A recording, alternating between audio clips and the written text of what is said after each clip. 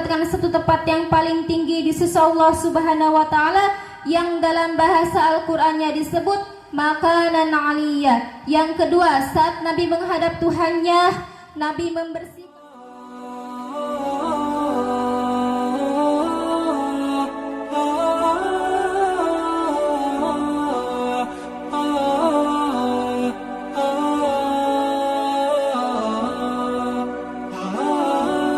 dilanjutkan karena acara imtihanan anu satresna pa insyaallah urang selang deui ku mubalighah selang-selang banyak apunten pa insyaallah baris dicandakeun ku al ustazah Sartini binti Bapak Saniman, alamat Kampung Citerep, waktu sinareng tempat sim pribados nyemanggakeun.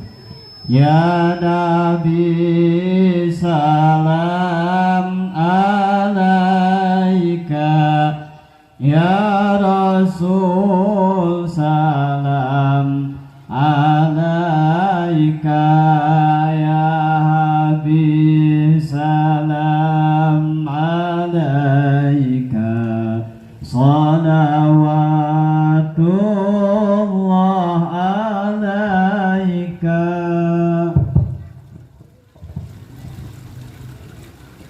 Assalamualaikum warahmatullahi ta'ala wabarakatuh.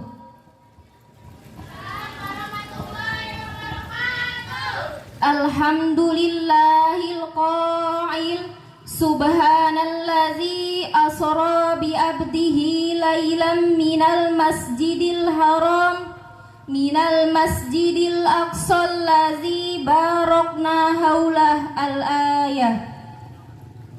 Wassalatu wassalamu ala rasulillahi sayyidina Muhammad ibni Abdillah la nabiyya ba'dah wa syaidil musyafa'ina yaumal qiyamah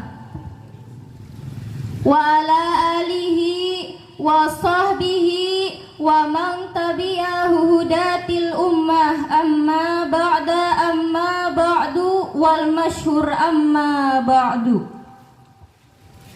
Faqad qala Allah ta'ala fil Qur'anil Karim wasta'inu bis sabri was salati wa innaha lakabiratun illa 'alal khasiin.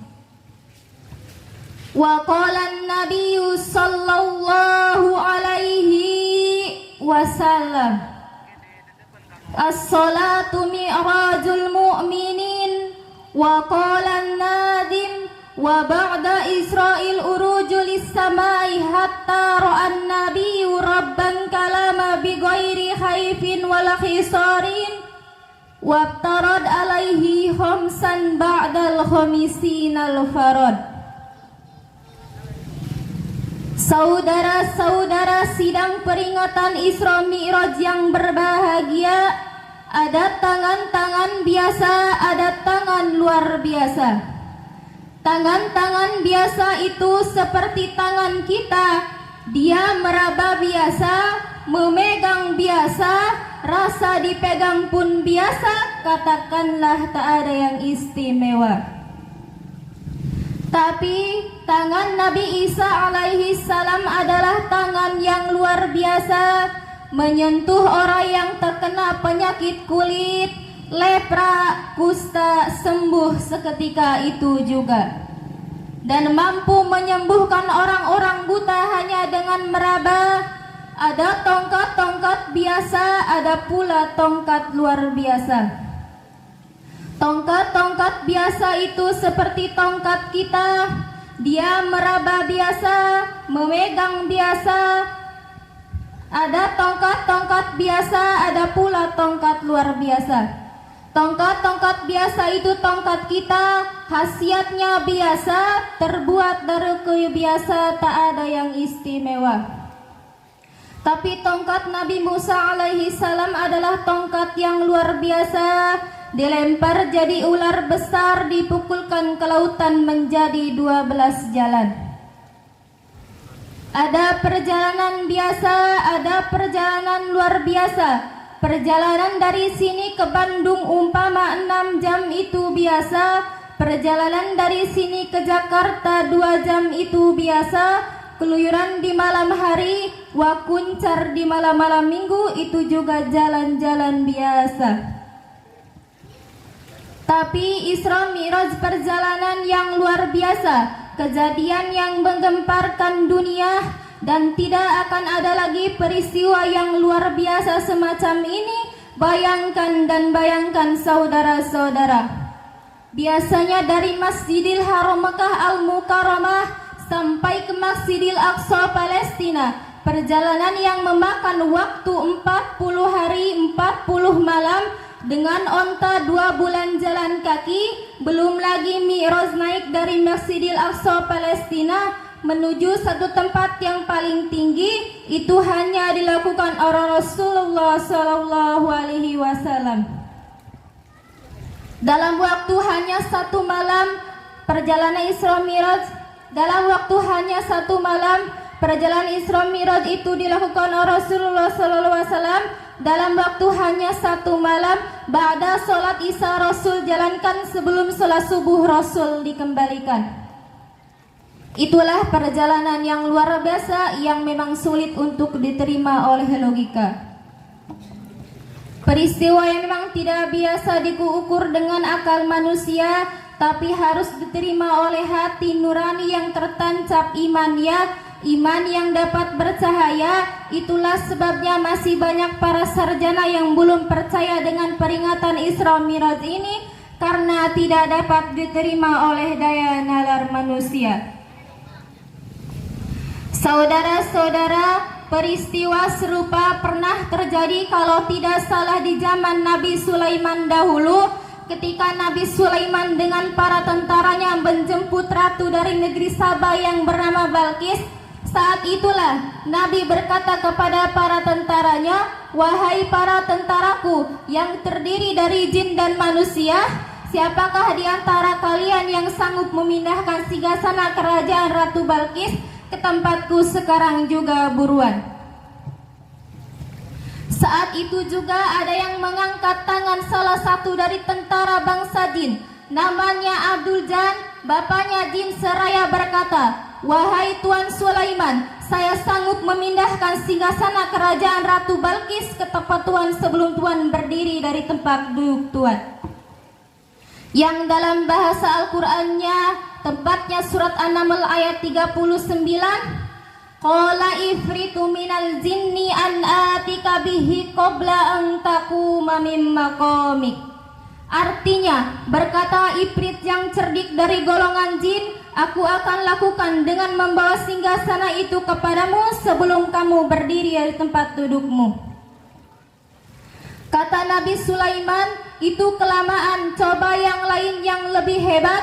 Tiba-tiba ada dari golongan manusia yang mengangkat tinggi-tinggi tangannya. "Saya Tuan, wahai Tuan Sulaiman, saya sanggup memindahkan singgasana kerajaan Ratu Balqis ke tempat Tuan sebelum Tuan medipkan mata Tuan." Nah, ini dia baru oke. Ayo buruan, kata Nabi Sulaiman yang dalam bahasa Al-Qur'annya, "Qala allazi indahu ilmu minal kitabi an atika bihi qabla ayyartadda ilaika tarfuk."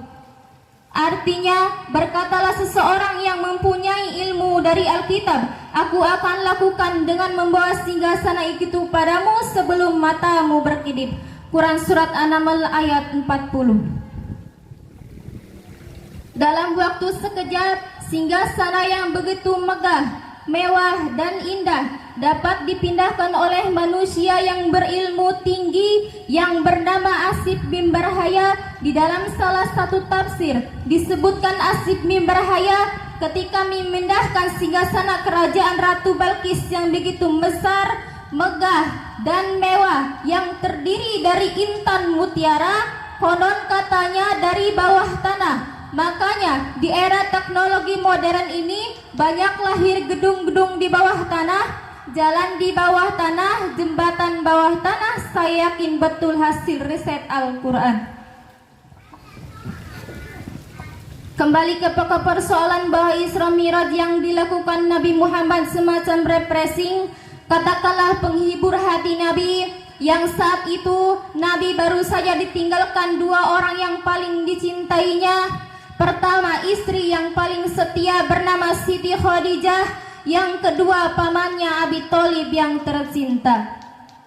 Dalam sejarah Islam, tahun itu disebut dengan Amul Hazan, tahun duka cita. Nabi diperlihatkan keajaiban-keajaiban yang tidak pernah terjadi di bumi. Sebelum Nabi menghadap Sang Khalik, terlebih dahulu Nabi disuruh check up, mengadakan pemeriksaan hati. Dada Nabi dioperasi dan hati Nabi dicuci dengan air Zam-Zam.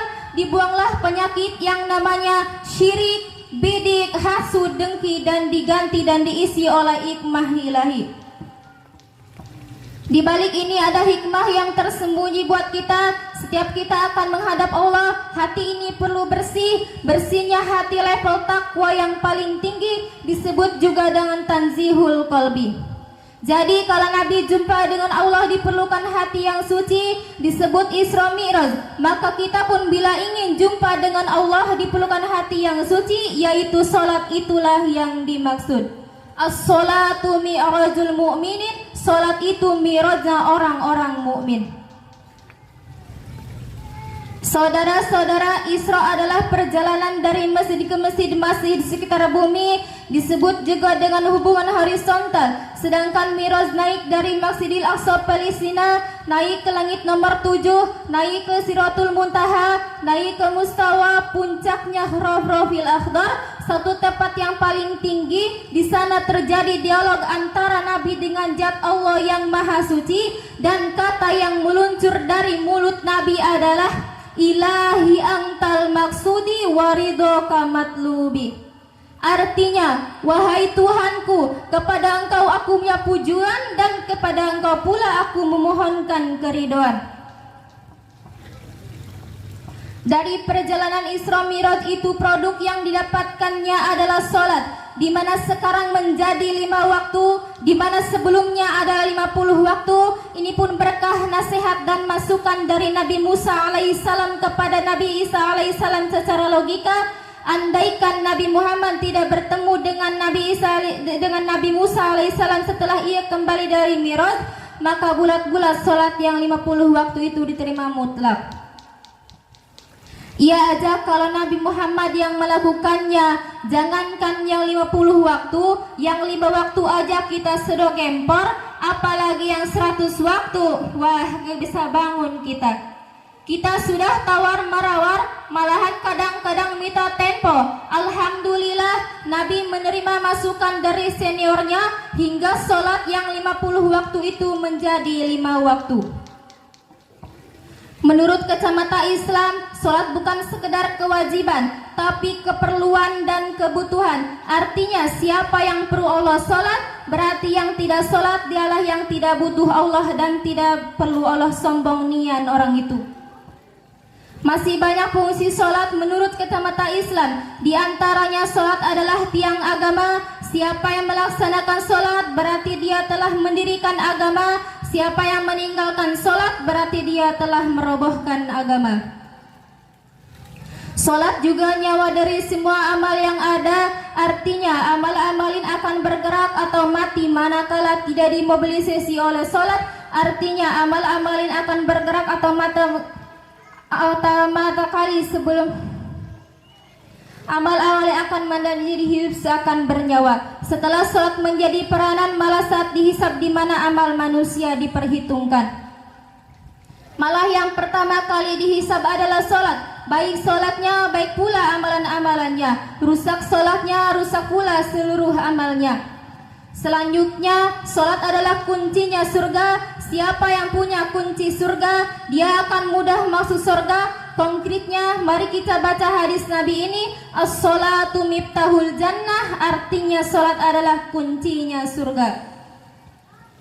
Saudara-saudara, kiranya terlalu panjang kalau cerita Isra Mi'raj ini diuraikan. Yang jelas buat saya, mari kita ambil kesimpulan. Nabi cukup tabah dan sabar dalam menghadapi ujian hingga Nabi diangkat ke langit yang tinggi. Ini contoh buat orang-orang tabah dan sabar dalam menghadapi ujian hingga kita diangkat hingga kita mendapatkan satu tempat yang paling tinggi di sisi Allah Subhanahu wa taala yang dalam bahasa Al-Qur'annya disebut makanan aliyah. Yang kedua, saat Nabi menghadap Tuhannya, Nabi membersihkan dulu hatinya, disucikan dahulu hatinya, jelasnya, bersihkan dulu badannya, ikhlaskan niatnya, barulah komunikasi kita akan didengar Allah, dialog kita setidak-tidaknya diperhatikan Allah.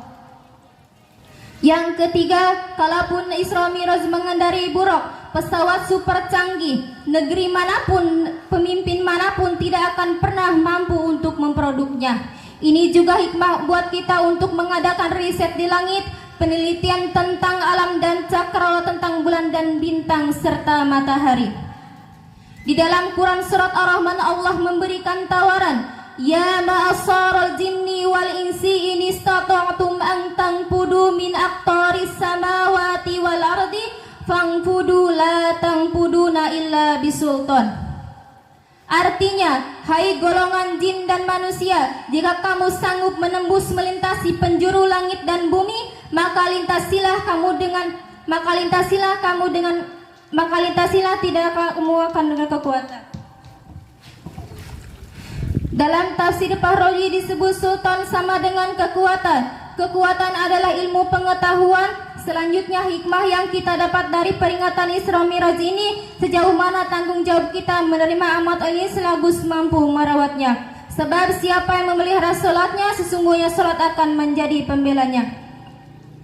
Kesimpulan paling akhir, Isra Mi'raj bukanlah persoalan akal-akalan, tapi persoalan iman, bukan persoalan IQ, tapi persoalan hati. Jangankan cuma satu malam, perjalanan Isra Mi'raj kalau Allah punya mau saja, semenit bahkan sedetik saja Allah bisa. Jadi ringkasnya, kalau muaranya kita tinggal menerima dan percaya, semoga dari peringatan Isra Mi'raj ini membuat perubahan pada diri kita dengan beramal nyata untuk bekal yaumil jaza. Amin. Saya akan antar ceramah akhiri dengan sebuah firman Allah yang berbunyi, Inna sholata kanat 'alal mu'minina kitaban mauqutan. Artinya sesungguhnya salat itu kewajiban yang ditentukan atas orang-orang yang beriman. Sanes cai sanes walungan tapi kikitri anu ngajajar, sanes nyai sanes ajengan tapi santri anu diajar. Saninten buah saninten dijual kaparapatan, hapunten abi hapunten bilih aya kalapatan. Summa assalamu alaikum warahmatullahi wabarakatuh.